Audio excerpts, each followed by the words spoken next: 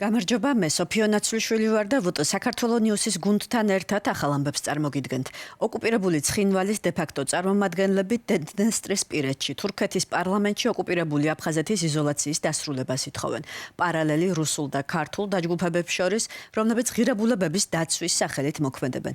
ამ და სხვა თემებზე დღევანდელ გამოშვებაში ვისაუბრებთ. ოკუპირებული ცხინვალის რეგიონის ეგრეთ წოდებული წარმომადგენელი დნესტრისპირეთში ეგრეთ წოდებულ სამშვიდობო ოპერაციის დაწყების 34 წლის თავისადმი მიძღვნილ ღონისძიებას დაესწრო. ვიტალი იანკოვსკი მოლდოვის მიერ არასასურველ პერსონადაა გამოცხადებული და მოლდოვის ტერიტორიაზე შესვლა 5 წლით აქვს აკრძალული. კიშინიოვში ამბობენ, რომ ჯერჯერობით ვერ ხსნიან, როგორ შეძლო იანკოვსკიმ აკრძალვის გვერდის ავლა. მოლდოვის ვიცე-პრემიერმა მომხდარს გამომწვევი ჟესტი უწოდა. ანალიტიკოსების შეფასებით იანკოვსკის ვიზიტი მოსკოვის მორგი პროვოკაციაა, რომელიც მოლდოვის ცენტრალური ხელისუფლების ავტორიტეტის შერყევასა და სეპარატისტული რეჟიმების ლეგიტიმაციის წარმოჩენას ემსახურება. ეს ფაქტი მოლდოვის ხელისუფლების მიმართ გამომწვევი ჟესტია. მე პირადად არ ვიცი ეს ადამიანი ტირასპოლში როგორ აღმოჩნდა, ჩვენ გვყავს სახელმწიფო დაწესებულებები, რომლებიც ამ საკითხით უნდა დაკავდნენ. ეს განზრახკეტდება, რათა ზიანი მიადგეს კიშინიოვის იმიჯს და გამოჩნდეს მისი სიზუსტე. თითქოს ხელისუფლებას არ შეუძლია საკუთარი ტერიტორიის კონტროლი. ადრე მხარეებს შორის არსებობდა თავისებური პინგ-პონგი. ხელისუფლება ფაქტობრივად ტირასპოლის წარმომადგენლებს საშუალებას აძლევდა უფრო თავისუფლად გადაადგილებულიყვნენ და ემგზავრათ. მიმაჩნია, რომ ეს პრაქტიკა უნდა შეწყდეს. კიშინიოვის აეროპორტის გავლით გადაადგილება წინასწარ უნდა შეთანხმდეს. შესაბამისი ნებართვის გარეშე არაღიარებული ხელისუფლების, ან როგორც ამ შემთხვევაში ეგრეთ წოდებული დიპლომატიური წარმომადგენლობის არც ერთ წარმომადგენელს არ უნდა ჰქონდეს კიშინიოვის გავლით ჩამოსვლის შესაძლებლობა. წინააღმდეგ შემთხვევაში შედეგები მკაცრი უნდა იყოს დეპორტაციამდე და პირის პერსონა ნონ გრატად გამოცხადებამდე. თურქეთის პარლამენტში სხვადასხვა ოპოზიციური პარტიის დეპუტატებმა აფხაზეთის იზოლაციის წინააღმდეგ ერთობლივი განცხადება გააკეთეს და თურქეთის ხელისუფლებას აფხაზეთთან დაწესებული შეზღუდვების გადახედვისკენ მოუწოდეს.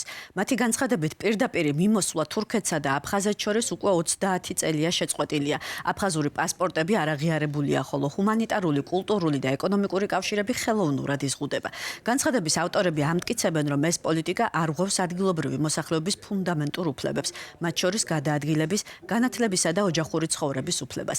დოკუმენტში ასევე ნათქვამია, რომ აფხაზეთი დე-ფაქტო დამოუკიდებელია, თუმცა მას მხოლოდ რუსეთი და რამდენიმე სხვა ქვეყანა აღიარებს. საქართველოს აფხაზეთს საკუთარ ოკუპირებულ ტერიტორიად მიიჩნევს, ხოლო საერთაშორისო საზოგადოების უმრავლესობაც მის ტერიტორიულ მთლიანობას აღიარებს. ჩვენ კომენტარისთვის საქართველოს საგარეო საქმეთა სამინისტროს მიუმართეთ, თუმცა პასუხი ამ დრომდე არ მიგვიღია. ამ თემაზე საუბარს 2012-2016 წლებში შერიგებისა და სამოქალაქო თანასწორობის საკითხებში სახელმწიფო მინისტრთან პაატა ზაქარიაშვილთან გავაგრძელებთ, რომელიც ვარშავის სტუდიაში თბილისიდან შემოგვიერთდება. გამარჯობა ბატონო პაატა, დიდი მადლობა თქვენი დროისთვის.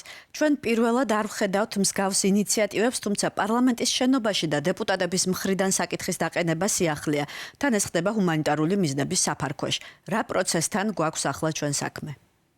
მნიშვნელოვანი ამბავია, ნამდვილად არ შეიძლება ყურადღების გვერდზე გადატანა, თუმცა არის რაღაც ელემენტები, რომელიც ამ მოვლენას ძალიან ისე სერიოზულად არ ქმნის. პირველში ეს არის ოპოზიციონერი დეპუტატები არიან, რომელსაც გავლენა არ აქვთ პარლამენტში. ეს არც ანიშნავს, ეს ნიშნავს, რომ მაინც ყურადღება უნდა მივაქციოთ. მაგრამ ეს არის რაღაც არის ამის უკან.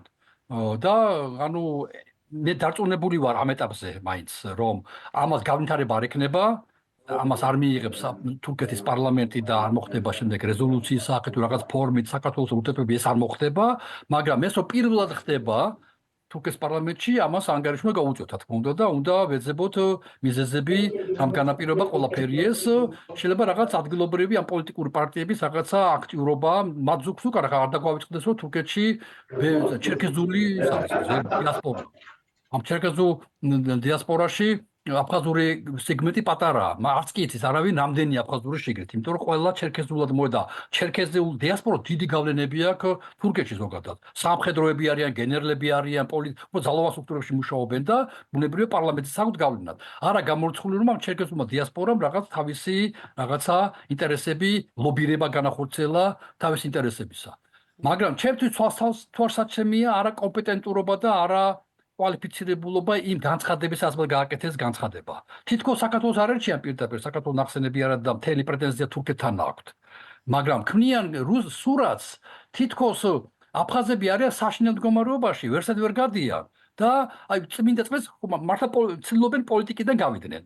მაგრამ ეს არ ფსანიშნავს, იმიტომ რომ ასე იწყება ხოლმე პროცესები და მაგრამ რომ პოლიტიკაში რჩებიან, ამაზე მეტყველებს აი ეს ლაფსუსები თითქოს, რომელიც არ არის ლაფსუსები. მაგალითად ამბობენ რომ აფხაზებს აქვთ, ქვია, აფხაზური პასპორტები, ისინი ვერსად ვერ გადიან და ჰუმანიტარული ინტერესებიდან გამომდინარე საჭიროა მათ ხელი შეუწყოთ აი ამ მიმართულებით. ქართული ოცნების ნაბიჯებზეც რომ ვისაუბროთ, არანაირი განცხადება არ გვინახავს ამ დრომდე. რამდენად უნდა აქტიურობდეს და რა ნაბიჯებს უნდა დგამდეს ახლა საქართველოს ხელისუფლება? ჩვენ ხელისუფლებაზე მე საკმაოდ კაფეო წარმოდგენა მაქვს უარყოფითი დარწმუნებული ვარ დამეთანხმებით ამ საკითხებში და ესა როგორ უნდა ქართული ოცნება კარგად რო იქცეოდეს ქვეყანაში პრობლემები არ მოქნოდა საერთოდ. და ამ მიმართულებით მით უმეტეს მათ ჩააბარეს მე მგონი აფხაზეთი, საქართველოსეთი, რუსეთს, ჩემი შტაბ-ბიჭლება ესეთია. მე არ დამბრალდეს რაღაცა რო ჩემ ბრალია, აგერ აითვისე, მე არ დაგეთახმები, ხელს არ მოგწერ არაფერზე, მაგრამ არ შეგეწინააღმდეგები დაახლოებით მომენტია. მაგრამ ეს არის რუსეთი. რაც შეეხება თურქეთთან, უნდა კონდეს უფრო, იმიტომ მაინც მეგობარი სახელმწიფოა თურქეთი, ჩვენ ტერიტორიულ მთლიანობას იცავს და მაქსიმალურად კორექტულია, მართლა ესეა. სახელმწიფო და მთავრობას ვიტყოდი, ეს მაინც ოპოზიცია და სხვა თემა, მაგრამ უნდა პარლამენტმა ალბათ, რაგი პარლამენტმა იმას მიიღო, ან საგარეო სამინისტრომ უნდა რაღაც მოსხოვოს პასუხი, რა ხდება, რა არის ეს, ჩვენ გვაქვს საშუალება რომ მათ აიღონ ქართული პასპორტები, აქ თქვენ კაცები უნდა იყვნენ და კაფეოები. არა ზაქარიაშვილის ერთ ლაპარაკობდნენ, არამედ სახელმწიფოს ინტერესებიდან გამომდინარე, რომ მათ აქვს საშუალება აიღონ ქართული პასპორტები, შემოწმებო. თუ უკაცრავად რა. ვინმე შეეცადა არ აეღო და არ მივეცით? ანუ საქართველოს მაქსიმალურად ცდილობს ამ ხალხს კონდეთ საშუალება იმოგზაურონ თურქეთშიც და მთელ სოფლიოშიც. და თქვენზე კარგი პასპორტი გვაქვს, თურქეთზე კარგი პასპორტი გვაქვს ჩვენ ქართველებს. დაახლოებით ეს ამ ტიპის რაღაცა უნდა პასუხი უნდა გასცენ და არანაირი კრიზისი არაა, თუმცა სამუშაო ბევრია და თქვენთან როგორც მეგობრებთან მზათა ვართ ეს საკითხები გავიაროთ დეტალურად. დაახლოებით ამ ტიპის ტექსტი უნდა იყოს ქართული მხრიდან. დიდი მადლობა ბატონო პაატა, შეგახსენებთ ჩვენს კითხვებს. პაატა ზაქარიაშვილი პასუხობდა ინტერვიუს. სრულ ვერსიას ჩვენი სოციალური მედიის არხებზე იხილავთ. აქვე გთხოვთ გამოიწეროთ ისინი როგორც Facebook-ზე, ასევე YouTube-ზე. VT საქართველოს News.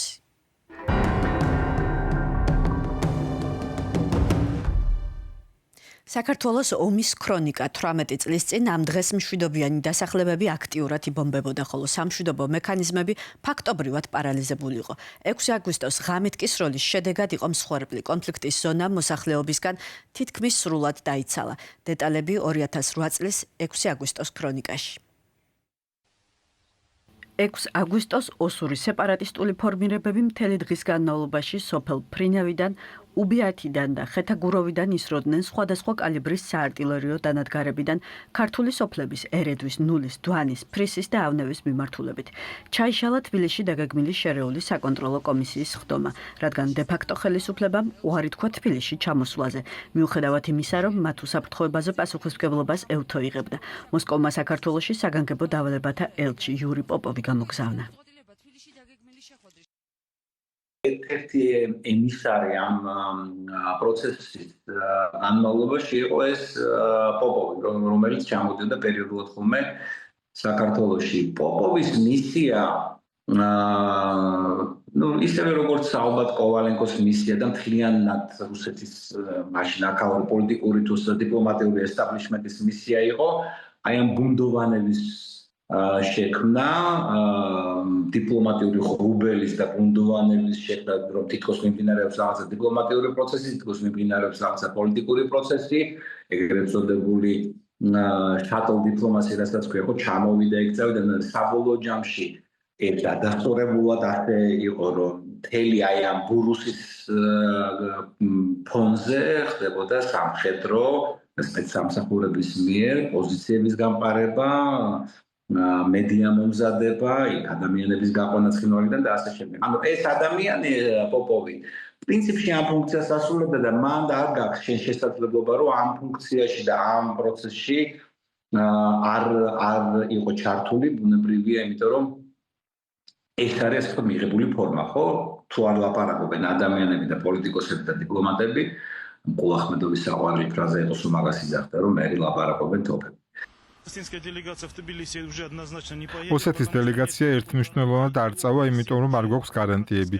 ეუთოც თავს არიდებს, რადგან იქ აღარ დარჩა ადამიანი, ვისთან ლაპარაკიც შეიძლება. ეს ფაქტი ჩვენთვის აყენებს რუსეთის როგორც შუამავალი და მედიატორი მხარის პასუხისგებლობის და ეფექტურობის საკითხს. აღნიშნულ პირობებში ჩვენ იძულებული ვართ სინანულით აღვნიშნოთ, რომ რუსეთის ფედერაცია ვერ ართმევს თავს მისთვის დაკისრებული შუამავლის მოვალეობას. 6 აგვისტოს 18 საათისთვის სოფელ ავნევთან ოსმან სეპარატისტებმა ტანკსაწინააღმდეგო სარაკეტო კომპლექსით ქართული სამშვიდობო ბატალიონის კუთვნილი ქვეითთა საბრძოლო მანქანაც ააფეთქეს. დაიჭრა 3 სამშვიდობო. რუსი სამშვიდობოების ბაზების ტერიტორიიდან თბილისის კონტროლირებადი სოფლების დაცხრილვა კიდევ უფრო ინტენსიური ხდება. 6 აგვისტოს ღამეს კი სეპარატისტების მხრიდან სროლას 4 ქართველი სამხედრო მოსამსახურე შეეწირა.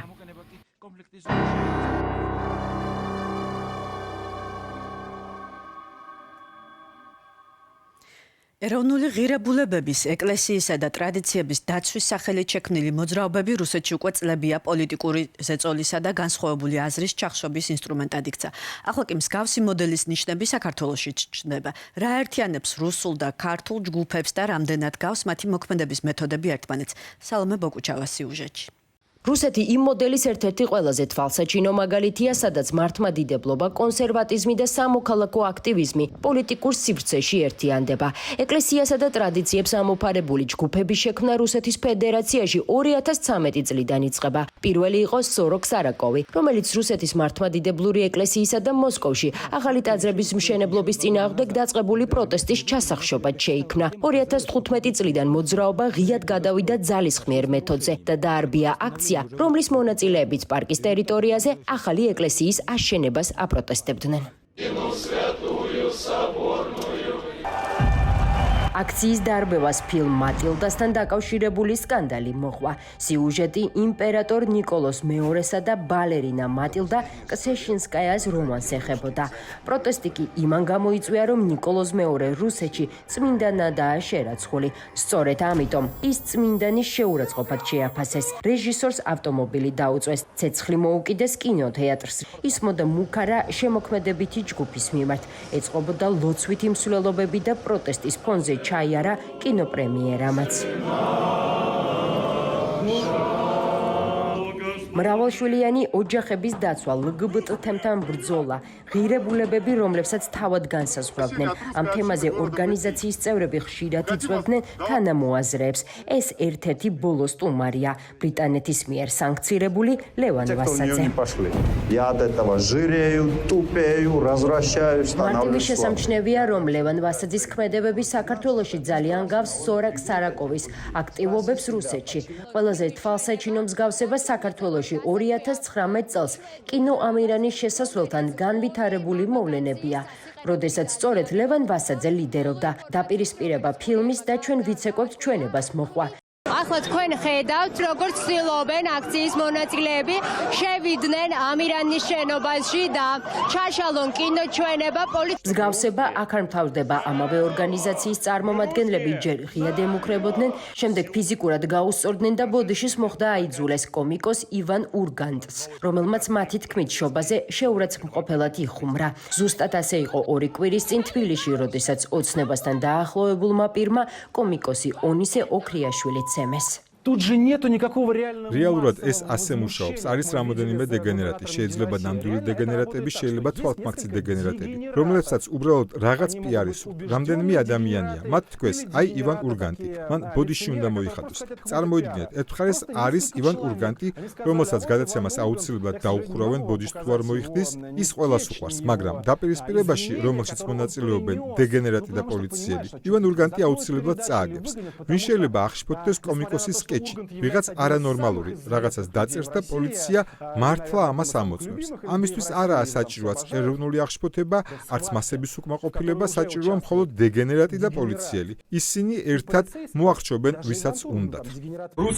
რუსკაია აფშინა კიდევ ერთი მოძრაობაა, რომელიც ოფიციალური მონაცემებით ხალხის შემოწირულობით ფუნქციონირებს. მედიის ინფორმაციით კი მისი მთავარი დამფინანსებელი პუტინის გარემოცვის წევრი, რუსეთის საგამოძიებო კომიტეტის ხელმძღვანელი ალექსანდრე ვალსტრეკია. არის პირდაპირ რუსული მმართველობა, თუ დააკვირდებით ოცნების პროპაგანდის მესიჯებს, მათ თავარ გზავნილებს სოფლიოსადმი. საერთოს რუსულ და საქართველოში ახლად შექმნილ მოძრაობებს შორის ხედავს ჭავჭავაძის ცენტრის დამფუძნებელი. ზაზა ბიბილაშვილის თქმით, თბილისში დარეგისტრირებული ჯგუფებიც რუსეთის მსგავსად ხელისუფლების ინტერესებს წარმოადგენენ და ძალადობრივი ქმედებებისთვის ემზადებიან. ეს ყველა ახალი დაჯგუფება კაპიტალიზდება იმაზე, რომ თითქოს ისინი იცავენ ქართულ ტრადიციებს. სინამდვილეში ისინი იცავენ გრუზინობას, ანუ რუსის მიერ გამოძერწილი ქართველის ხატს. სიწმინდეების ეროვნული იდენტობისა და ფასეულობების დაცვის სახელით ერთმანეთის მიყოლებით ორი საინიციატივო ჯგუფი დააფუძნეს. მოძრაობა მათ მიმართ იმუქრება, ვისი აზრიც და გამოხატვის ფორმაც დამფუძნებლებს არ მოეწონებათ. მზად ვარ თითოეული ჩვენი ქმედებაზე ვაგოთ პასუხი, საჭიროების შემთხვევაში ციხეშიც კი წავიდეთ.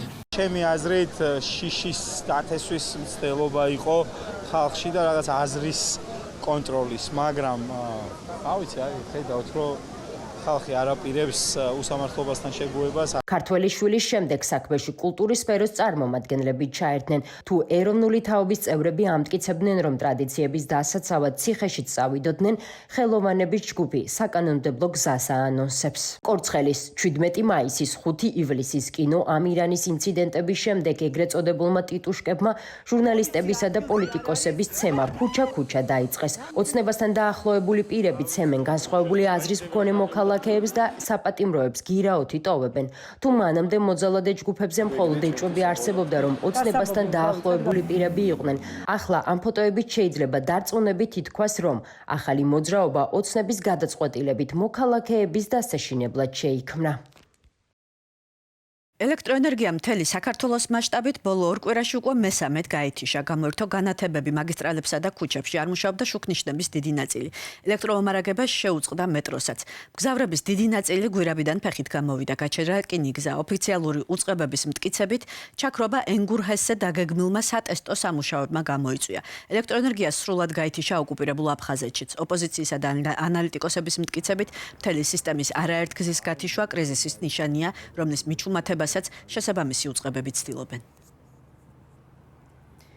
ელექტროენერგიის მოხმარების შემცირების საგანგებო ზომები ამოქმედდა რუმინეთში. გვალვის გამო მდინარე დუნაის წყლის დონე ისტორიულ მინიმუმამდე დაეცა, რის გამოც მნიშვნელოვნად შემცირდა ატომური ელექტროსადგურების სიმძლავრე. ბუქარესტში ქუჩის განათება დაახლოებით მესამედით შეამცირეს. ღამით კი განათება გამორთეს ისტორიულ შენობებსა და მუზეუმებში. მსგავსი შეზღუდვები ქვეყნის სხვა ქალაქებშიც მოქმედებს, ხოლო ხელისუფლებამ აგვისტოს ბოლომდე ენერგეტიკული საგანგებო მდგომარეობა გამოაცხადა. ჩერნოვოდის ატომური ელექტროსადგურის პირველი ენერგობლოკის გაჩერების შემდეგ რუმინულმა სახელმწიფო კომპანიამ ელექტროენერგიის დეფიციტის შესავსებად იმპორტი უკრაინიდან დაიწყო. ანალოგიური შეზღუდვები მეზობელ უნგრეთშიც ამოქმედდა, სადაც ღამით ბუდაპეშტის მთავარი ღირსშესანიშნაობების განათება ითიშება. დღეისთვის სულ ეს იყო. გთხოვთ გამოიწერეთ ჩვენი სოციალური მედიის არხები, როგორც Facebook-ზე, ასევე YouTube-ზე ვეტე საქართველოს ნიუსი. გახსოვდეთ, ჩვენ აქ ვართ ფაქტების სადარაჯოზე და გთავაზობთ თავისუფალ სიტყვას ინფორმირებული არჩევანისთვის.